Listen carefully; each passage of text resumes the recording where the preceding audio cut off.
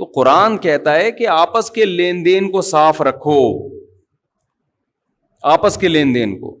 یہ زکوٰۃ، صدقے، فطر، اس میں بدگمانی سے بچانا ضروری ہے. خوب سمجھ لیں.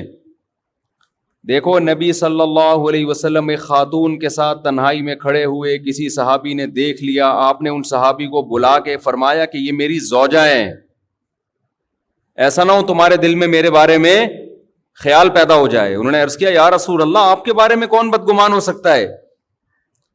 نبی نے فرمایا یہ تمہارے ایمان کا مسئلہ تھا، اگر ذرا سی بدگمانی آ جاتی تمہارا ایمان ختم ہو جاتا. ہمارے پیغمبر نے تو یہ نہیں کہا کہ مجھ پہ کون ہوتا ہے کوئی شک کرے مجھ پہ. آج آپ کسی سے پوچھ لیں کہ حضرت یہ کیا ہو رہا ہے، یہ آپ سائیکل سے ایک دم لینڈ کروزر پہ کیسے آ گئے؟ اگر اس کا کوئی رفاہی ادارہ ہے نہیں ہے تو آپ کو کسی کے ذاتی معاملات سے کیا. میں یہ نہیں کہہ رہا کہ ساری دنیا جا کے پوچھے، جو علاقے کے لوگ ہیں یا انتظامیہ ہے اس کا تو فرض بنتا ہے نا پوچھے. ہمارے ایک استاذ ہر سال حج کرتے تھے اور کسی مدرسے کے منتظم بھی تھے وہ. اب منتظم بھی ہے ہر سال حج بھی کرے تو بدگمانی ہوتی ہے کہ ایسا تو نہیں مدرسے کے چندوں سے بھائی لوگ حج کے لیے تھوڑی دیتے ہیں. اچھا یہ خوب سمجھ لو مولوی کا شیطان بھی مولوی ہوتا ہے، یہ ہم نے علماء سے ہی سنا ہے. وہ اس کو نا ہیلے سکھاتا ہے. ایکچولی میں حج مدرسے کے چندے سے اس لیے کر رہا ہوں کہ میں جب حج پہ جاؤں گا تو مجھے روحانی قوت ملے گی. یہ سب مولویوں کی بات نہیں کر رہا، علماء سے بدگمان نہ ہو. کام میں پہلے میڈیا بہت علماء کے خلاف پروپیگنڈا کر رہا ہے. مولوی فراڈی نہیں ہوتے، فراڈی لوگ مولویوں کا روپ اختیار کر لیتے ہیں. ہم نے علماء کے ساتھ وقت گزارا ہے الحمدللہ. ہم نے علماء میں جتنا تقویٰ، للہیت اور سخاوت دیکھی ہے اتنی مجھے کسی اور میں نظر نہیں آئی، کم از کم میں نے تو نہیں دیکھی.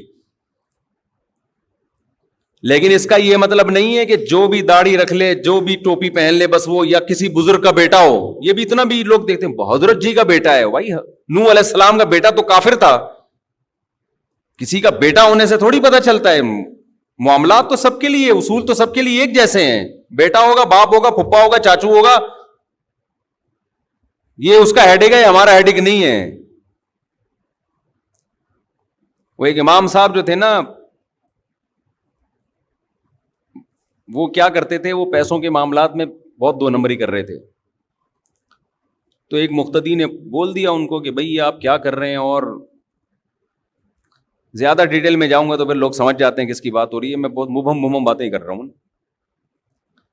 میرے کلپ ہر جگہ پہنچ رہے ہوتے ہیں. اپنے کسی ریلیٹو کے بارے میں کوئی بات کرتا ہوں ان کا فون آ جاتا ہے یار تم نے ہماری بات ممبر پہ بیٹھ کے کر دی. اب مجھے بہت ہی مبہم انداز میں بات کرنی پڑتی ہے.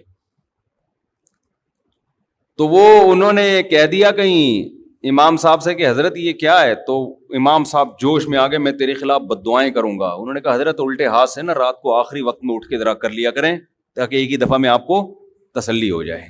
ٹھیک ہے نا.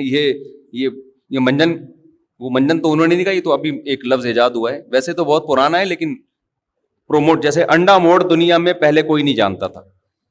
میں دنیا میں جہاں بھی جا رہا ہوں لوگوں کو کراچی میں انڈا موڑ کا الحمدللہ، انڈا موڑ والوں کو چاہیے مجھے پیسے دیں اس کے. حقیقت ہے. کوئی بھی، میں خود نہیں جانتا تھا، کراچی میں اتنے سال سے رہ رہا تھا، مجھے نہیں پتا تھا انڈا موڑ کا. جب سے میں آیا ہوں الحمدللہ ساؤتھ افریقہ کیا تنزانیہ کے جنگلوں میں شیر اور چیتے کو بھی معلوم ہے کہ انڈا موڑ کہاں ہے.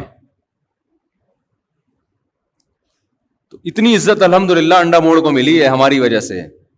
تو انڈا موڑ والوں کا اتنا تو فرض بنتا ہے نا، پیسے نہ دیں عزت دے دیں. پیسے تو میں نے مذاق میں کہہ دیا. تو وہ امام صاحب کو انہوں نے کہا حضرت یہ جو اتنا چندہ آ رہا ہے کوئی حساب، کوئی کہاں جا رہا ہے، کس کو کوئی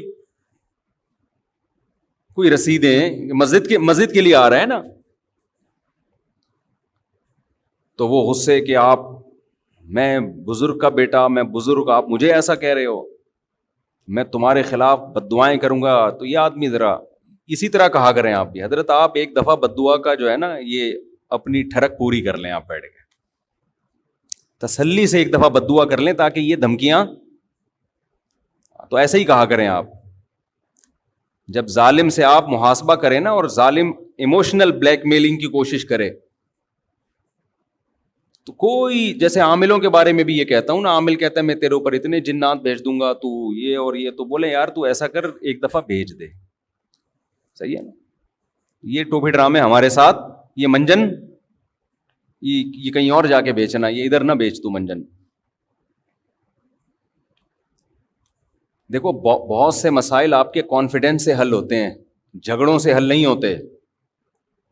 وہ ایموشنل بلیک میلنگ پہ آ گیا, آپ ایک دم جذبات میں آ گئے, وہ تو چاہ رہا ہے کہ آپ جذبات میں آؤ.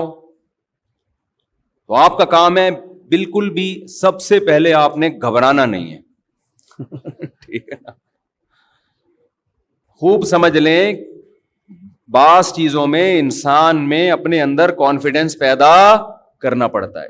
تو یہ میں نے گھر کا واقعہ سنایا, لیکن اصولی طور پر یہ رفاہی اداروں کے بارے میں بھی ہے, مسجدوں کے بارے میں بھی ہے, مدرسوں کے بارے میں بھی ہے, کہ آپ جب کسی سے پوچھ رہے ہیں, ایسے نہیں کہ ہر ایرا غیرہ آ کے پوچھنا شروع کر دے کہ بھائی تو سائیکل پہ گھومتا تھا, تو نے یتیم خانہ جب سے کھولا ہے, تیرے تو ہر سال حج ہو رہے ہیں, تو یہ کائنڈلی آپ بتائیں گے کہ یہ کیا کہاں سے آ رہا ہے. اگر اس کو غصہ آ گیا اور لال پیلا نیلا ہونا شروع ہو جائے, اس کا مطلب کہاں سے کھا رہا ہے یہ, بولو, انہی یتیموں کے مال کو کھا رہا ہے کبا. پھر اگر بولے میری داڑھی دیکھ کے ایسی باتیں کرتے ہوئے تمہیں شرم نہیں آتی, آپ بولو بالکل بھی شرم نہیں آتی ہے. جب آپ کو ایسے کام کرتے ہوئے داڑھی رکھ کے شرم نہیں آتی, تو ہمیں بولتے ہوئے کہاں سے شرم آئے گی؟ شرم تو کم بخت تمہیں آنی چاہیے. پھر اگر وہ بولے کہ میں دعائیں کروں گا, آپ بولو بھائی ابھی کر لے, ابھی کر لے, تاکہ تجھے حسرت نہ رہے کہ میں نے کسی کے خلاف بد دعا نہیں کی. تو وہ مشہور مقولہ ہے نا کہ کوے کی بد دعاؤں سے اگر بیل مرنے لگیں تو کوئی بیل دنیا میں زندہ رہے گا؟ بتاؤ, کووں کے کھانے کا بھرپور انتظام کب ہوتا ہے؟ جب کوئی بھینس یا بیل مر جاتی ہے. 6 مہینے تک کووں کا پیٹ بھرتا ہے. ہر کوے کی خواہش ہے کہ جتنے بیل اور بھینسیں ہیں سب مر جائیں. صبح یہ جو کوے کائیں کائیں کر رہے ہوتے ہیں نا, یہ بیلوں کے خلاف بد دعائیں کر رہے ہوتے ہیں اصل میں, کہ اللہ کرے یہ بھی مرے. جیسے بدعتی مولوی اگر کوئی محلے میں میت نہ ہو تو وہ ٹینشن میں آتا ہے کہ میرے کھانے پینے کا انتظام ختم ہو گیا. ایسا ہوتا ہے نا کوئی گھر, اب تو یہاں شہروں میں کم ہو گیا, گاؤں دیہاتوں میں بہت ہوتا ہے کہ ایک آدمی کے گھر میں میت ہو گئی تو وہاں کوئی بدعتی مولوی تھا, اس کے مزے لگ گئے, ایصال ثواب کے نام پہ بریانیاں بھوڑے جا رہا ہے, کھانا کھائے جا رہا ہے.